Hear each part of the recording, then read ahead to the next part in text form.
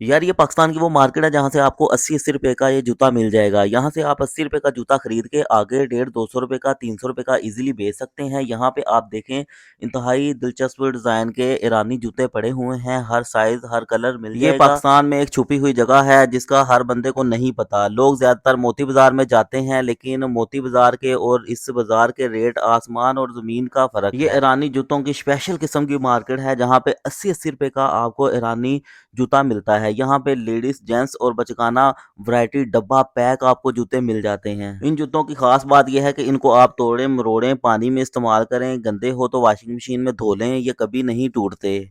आप इस मार्केट से सस्ते जूते लेके आगे कारोबार भी कर सकते हैं या फिर घर में इस्तेमाल करने के लिए भी पहन सकते हैं। तो ये भाई कहते हैं कि एक पीस नहीं मिलेगा, लेकिन एक पीस उसको मिलेगा जो इस वीडियो को लाइक और शेयर करके और कमेंट में अपना और अपने शहर का नाम लिखेगा। तो भाई छोटा सा काम है यार, ये कर दो, जाके दुकानदार को बताओ, दिखाओ, दुकानदार इंशाल्लाह आपको एक पीस भी दे देगा। यहाँ पे गोदामों के गोदाम बड़े पड़े हैं। मेरे पास तो 80 रुपए का भी है। 80 रुपए का खरीद के आगे 150-200 का बेच सकते हैं। इजीली। सर अपना नंबर बता दें सर। 0324 4955 953।